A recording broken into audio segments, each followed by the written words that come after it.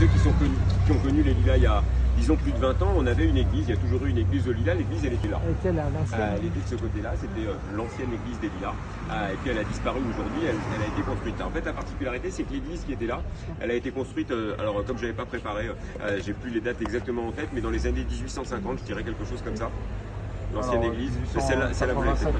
Peut-être, en tout cas avant l'inventaire des biens du clergé, avant la séparation de l'église et de l'État, et elle a été construite comme une église provisoire pour 20 ans, la précédente église. Et au début des années 2000, elle était encore là. 120 ans après, elle était encore là. Mais elle commençait à fatiguer un peu, et un jour, on s'est dit qu'il fallait y faire quelque chose, un jour ou une nuit, où il y a eu une partie du plafond qui s'est écroulée. On a été heureux que ça tombe la nuit et que ça tombe pas sur quelqu'un, mais enfin on s'est dit que là, vraiment, il fallait faire quelque chose.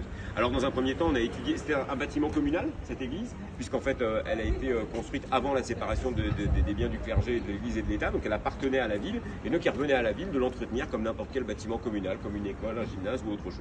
Donc dans un premier temps, on a fait une expertise pour regarder ce qu'il fallait faire pour réhabiliter cette église.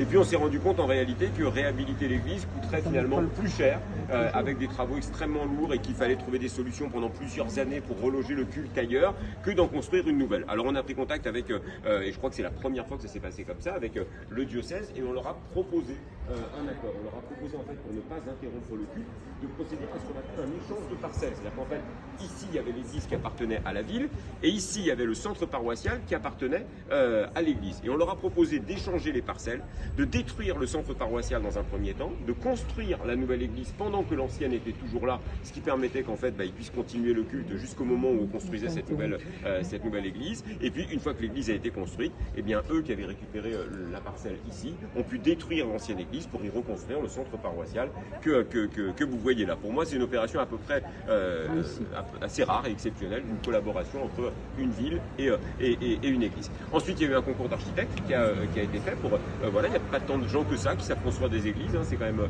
relativement rare dans notre pays qu'on construise des églises.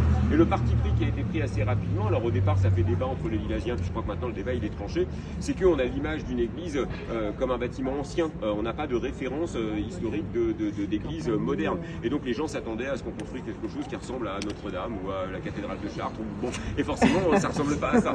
Mais ça aurait été finalement un peu ridicule de construire aujourd'hui quelque chose sur le modèle d'un édifice du XVIIe ou XVIIIe siècle. Ça n'aurait pas eu beaucoup de sens. Donc on a pris le parti pris d'une église résolument moderne. Elle a été construite évidemment après une large discussion avec le prêtre de l'époque, avec l'ensemble des fidèles pour qu'elle soit fonctionnelle et qu'elle corresponde à leurs besoins. Et puis aujourd'hui, elle fait partie des bâtiments remarquables de la ville des Lilas. Il y a des tas de gens qui de l'extérieur des Lilas viennent régulièrement, notamment des étudiants d'architecture qui viennent regarder le modèle de cette église. Elle a une sonorité incroyable. On y fait des concerts absolument merveilleux, elle est souvent pleine puisqu'on a une communauté catholique assez dynamique ici au Lilas. Et voilà, on est assez fiers d'avoir finalement une des seules rares églises, je crois qu'il y a la cathédrale d'Évry qui a été construite, mais qui a été construite depuis le début du XXe siècle, du XXIe siècle en Île-de-France. Et on considère nous maintenant qu'elle fait partie du patrimoine des Lilas, que c'est un beau monument dont on est fiers. Voilà. Merci beaucoup. Merci beaucoup.